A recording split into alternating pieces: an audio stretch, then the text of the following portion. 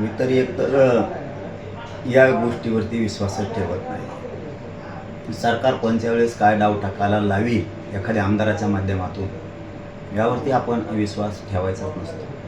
पण या अडीच पावणे 3 वर्षाच्या आंदोलनाच्या काळात आम्ही कधी अशा गोष्टीवरती विश्वास ठेवला नाही किंवा कोणाला कधी आमंत्रण दिलं नाही. सरकार मात्र स्वतःहून गोरगरिबाच्या प्रश्नासाठी अंतर्वलित गोरगरिबांना त्यांच्या समस्या वेदना जाणून घेण्यासाठी आले नाही. परंतु आज पहिल्यांदाच आम्ही त्या लाडभूला त्यांना निमंत्रित केलं आहे. त्याचं कारण पण तसंच आहे. निमंत्रित केलं आहे म्हणजे आम्ही स्वतःहून केलेलं नाही आहे. त्यांचं असं म्हणणं होतं लाडभूंचं की 100% मुख्यमंत्री साहेब चर्चेतून मार्ग काढणार. पत्रकार बांधवांनी त्यांना 2दा-3दा विचारलं, मंजुऱ्या मिळणार, मान्य करणार मागण्या? म्हणे हो 100% करणार. मुख्यमंत्र्यांना देवेंद्र फडणवीस साहेबांना सुद्धा भेटायची गरज नाही आहे, 100% करणार. कारण त्यांनीच सांगितलं आहे कारणसुद्धा की माझ्या समाजाचे प्रश्न आहेत. म्हणजे त्यांनी असं सांगितलं की मी मराठा आहे, माझ्या समाजाचे प्रश्न आहेत आणि माझ्या समाजाच्या कल्याणासाठी पाटील झटले आणि ते यशस्वी पण झाले असं त्यांनी सांगितलं. त्यांच्या थोड्या शब्दात आम्हाला गर्व वाटला मला की त्यांनी सांगितलं मी मराठा आहे म्हणून. ठीक आहे, मला हरकत नाही. मला काय राजकारण करायचं नाही, मला काय पुढं द्वेषानं पुढं जायचं नाही आहे. माझ्या मनात कणभरसुद्धा सरकारविषयी किंवा त्यांच्या मनात ज्या माणसांचं नाव आहे त्याविषयीसुद्धा माझ्या मनात कणभरसुद्धा कसलाही द्वेष नाही आहे. माझ्या समाजाच्या गोरगरिबांच्या लेकराला जर मिळालं नाही तर मी कोणाला सोडत नाही, ही माझी भूमिका आहे. ज्यावेळेस शिंदेसाहेब मुख्यमंत्री होते त्यावेळेससुद्धा आम्ही त्यांच्याच विरोधात आंदोलनं केलेत. मुंबईलासुद्धा त्यांच्याच विरोधात आम्ही गेलो आहे.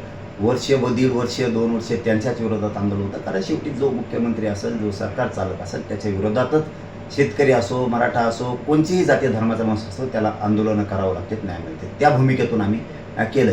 आजही आम्ही 30 मे तारीख डिक्लेअर केली आंदोलनाची.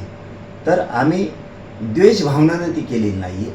माझ्या समाजाच्या लेकराचे लाखो करोडो लेकरांचे ॲडमिशन आता जूनमध्ये होणार आहे. त्यांच्या व्हॅलिटी रोखून आहे, त्यांचे कुणबी प्रमाणपत्र देण्यात यावे, हैदराबाद गॅझेटियर प्रमाणे देण्यात यावं, सातारा संस्थांचं जे केसेस सगळ्या मागावात, आमच्या गरिबांचे बलिदानं लेकरांचे गेलेत आरक्षणासाठी त्यांचे विषय मार्गी लागावे, सारथीचे विषय आहेत, EWS SC-BCचे पोरांच्या नियुक्त्या थांबल्यात ते विषय आहेत, शिंदे समितीच्या मुदतवाढीचा विषय, अशा अनेक विषयाला घेऊन मी माझ्या गोरगरीब समाजाच्या लेकरांच्या वेदना, त्यांचं भविष्य, त्यांचं भवितव्य धोक्यात येऊ नये म्हणून लढतोय.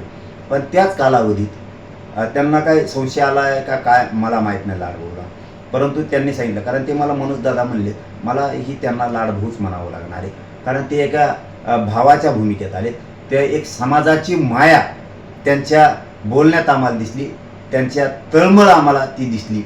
पक्षापेक्षा सरकारपेक्षा त्यांच्या बोलण्यात खूप आम्हाला जास्तीचं प्रेम या मराठा समाजाच्या गोरगरिबांच्या लेकराविषयी दिसलं.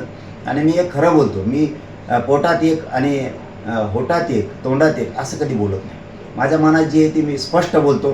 ज्याला विरोध करायचा त्यालाही स्पष्ट करतो, कोणाला मोजत बी नाही, भेदसुद्धा नाही. परंतु मला मात्र त्यांच्या शब्दात माया वाटली म्हणून मी त्यांना सांगितलं की तुम्ही यावं. आणि हे पावणे 3 वर्षाचं आंदोलन सुरू आहे, अखंड सुरू आहे, याला कुठंही खंड नाही आहे. म्हणून हे पहिल्यांदा उभा महाराष्ट्र बघतो आणि तुम्ही मीडियाचे बांधव बघताय. मी आत्तापर्यंत कोणालाही बोलवलेलं कधीच नाही.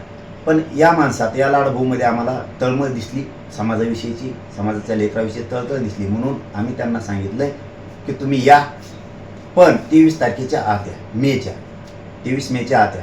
कारण मी एक काल सांगितलं आहे 18 तारखेला, आज 19 तारीख, आज 19 तारीख म्हणजे 18, 19, 20, 21, 22, 23 6 दिवस आहेत तुमच्या हातात. तुम्ही या, मागण्याची मंजुरी करा. काहीही आम्हाला आंदोलनं करायचं काहीही आम्हाला काय कळ नाही आहे. समाजाचं दुःख खूप महत्त्वाचं असतं, लेकरांचं दुःख खूप महत्त्वाचं असतं, म्हणून मी ह्या गोष्टी करतोय. हे त्यांच्या लक्षात आलं म्हणून त्यांनी लाडभूनी तिकडून सांगितलं की हो मुख्यमंत्री 100% मागण्या मान्य करणार, मंजुरी देणार. आम्हाला आशा वाटली.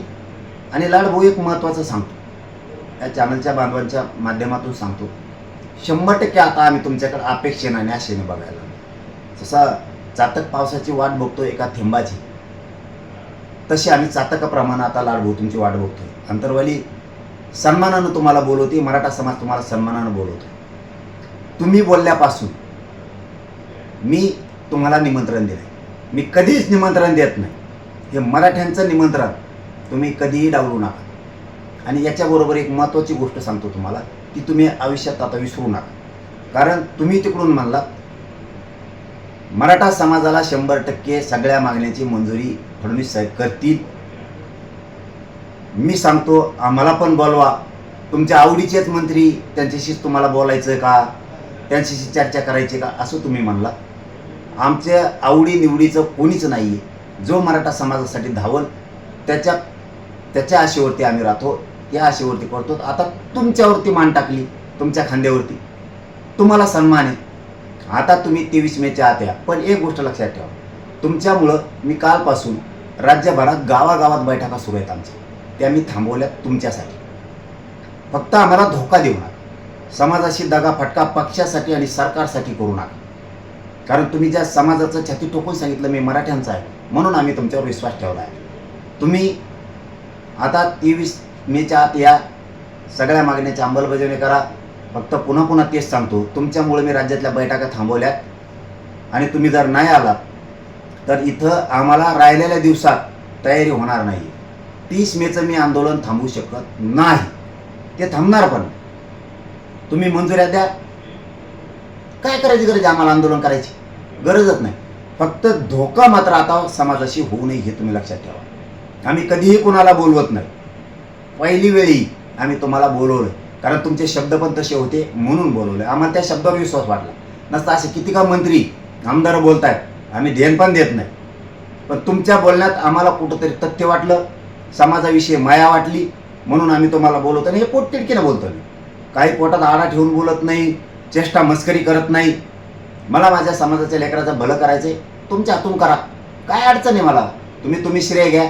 सातारा संस्थांचा JR काढा, केसेस मागं घ्या, सारथीचे विषय आहेत, महामंडळांचे विषय आहेत, तुम्ही बलिदान गेलेले कुटुंबाचे विषय आहेत, हैदराबाद गॅझेटचा विषय, 58 लाख नोंदी सापडलेला विषय. आम्हाला करायचं आहे का. तुम्ही हैदराबाद गॅझेटियरनुसार बी कुणबी प्रमाणपत्र द्या, आम्हाला काय हरकत नाही. आणि काढला हैदराबाद गॅझेटियर, तुम्हालाच श्रेय दिलं, तुम्ही ऐकलं नसेल. फडणवीस साहेबांनाच दिलं, आम्ही विखे पाटलांनाच दिलं. फक्त प्रामाणिक आमची तळतळ एवढीच आहे की आम्ही तारीख डिक्लेअर केली आणि विश्वास आता तुमच्यावरती ठेवला. तुम्ही मीडियातून बोलले, आम्ही मीडियातूनच तुम्हाला निमंत्रण दिलं. मात्र आमच्याशी आता दगा नको. तुम्ही नजरेतून समाजाच्या पडू नका, एवढीच आमची इच्छा आहे. तुम्ही पडू नका, कारण तुमच्यामुळे आम्ही सगळ्या बैठका थांबवल्या. तिथून पुढची आम्हाला राहिलेल्या दिवसात तयारी होणार नाही, तर ते आंदोलन हाणून पाडल्यासारखं होईल. म्हणून तेवढीच आमची एक विनंती आहे की तुम्ही आता समाजासाठी समाजाच्या मदतीला धावून या आणि समाजाचा आशीर्वाद मिळवा.